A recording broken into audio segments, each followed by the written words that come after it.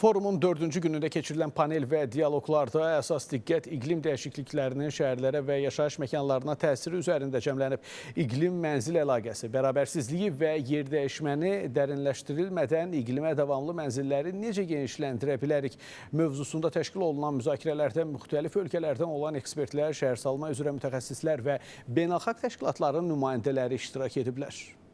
Bu dialoqun əsas müzakirə mövzusu iqlim dəyişikliyi nəticəsində artan risklər, artıq planlaşdırma mənzil siyasətinə birbaşa təsir göstərməsindən bəhs edir. Xüsusilə təbii fəlakətlər, daşqınlar, iqlim quraqlığı və istilik dalğaları şəhərlərdə dayanıqlı həyatın təmin edilməsini zəruri edir. Birləşmiş Millətlər Təşkilatının baş katibinin köməkçisi və BMT-nin Ətraf Mühit Proqramının icraçı direktorunun müavini Elizabeth Maruma Mrema dünyada 2,8 milyard insanın adekvat mənzil şəraiti olmayan ərazilərdə yaşadığını dedi. Onun sözlərinə görə mənzil bazarında mövcud boşluqların aradan qaldırılması üçün geniş araşdırmalar aparılmalı, mövcud problemlər düzgün qiymətləndirilməlidir.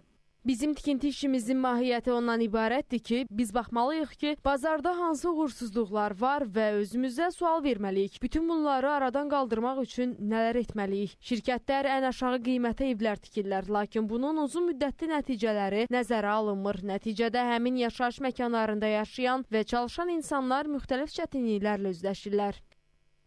Elizabeth Maruma Mrema qeyd edib ki, əsas problemlərdən biri maliyyə məsələsidir. Onun sözlərinə görə tikintidə bəzən dayanıqlı olmayan materiallardan istifadə edilir. Keyfiyyətli və uzun ömürlü tikinti ləvazimatlarına üstünlük verilmir. Tikinti şirkətləri iqlim amillərini nəzərə almırlar gördükləri işdə. Çünki onlar daha çox mənfəət güdürlər. Bunun nəticəsində insanlar əziyyət çəkir, bəzən enerji səmərəliliyinə edilən sərmayələr gözdən qaçır. Tikinti məsələsi əlçatanlıq məsələsidir. Müzakirələr zamanı vurğulanıb ki, iqlimə davamlı mənzillərin inşası yalnız ekoloji yanaşma deyil, eyni zamanda sosial məsuliyyət məsələsidir. Çünki həyata keçirilən layihələr insanların yaşayış şəraitini yaxşılaşdırmaqla yanaşı, sosial bərabərliyin qorunmasına da xidmət etməlidir. Qeyd etməliyəm ki, bu kriteriyalardan biri mənzil adekvatlığıdır. Siz qeyd etdiniz ki, iqlim şəraiti əlverişli olmalıdır, enerji səmərəli olmalıdır və dayanıqlı olmalıdır. Biz araşdırmamızda nəyi tapdıq? Bütün məlum tərəflər meyarlardan razıdırlar. Lakin burada əlverişli ilə digər kriteriyalar arasında təzadlar yaranır. Biz bununla bağlı tikinti materialları düşünməliyik, binalarda tikilən materialları. Birləşmiş Millətlər Təşkilatının məskunlaşma proqramının icraçı direktoru Ana Claudia Rosbach isə bildirdi ki, aşqınlar normadan artıq istilik, torpaq sürüşmələri və digər təbii hadisələr xüsusilə infrastrukturdan və əsas xidmətlərdən kənarda yaşayan insanlar üçün ciddi təhlükə yaradır.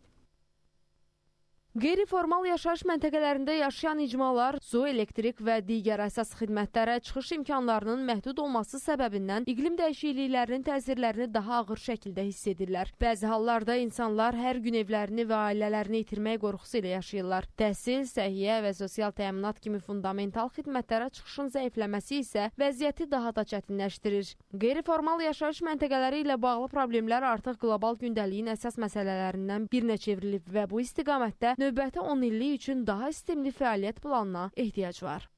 İştirakçılar hesab edir ki, gələcəyin şəhərlərində enerji səmərəliliyi, yaşıl texnologiyalar və əlçatan yaşayış prinsipləri əsas prioritetlərdən biri olacaq. Bunun üçün dövlət, beynəlxalq təşkilatlar və özəl sektorlar arasında əməkdaşlığın daha da genişləndirilməsinin vacibliyini diqqətə çatdırılıb. Qeyd edək ki, forum çərçivəsində qarşıdakı günlərdə də şəhərsalma, iqlim çağırışları və davamlı inkişafla bağlı müxtəlif panel və müzakirələrin keçirilməsi nəzərdə tutulur. Rəşad Vəkiloğlu, İlkənə Vayqif qızı, Çingiz Abdullayev, Space xəbər.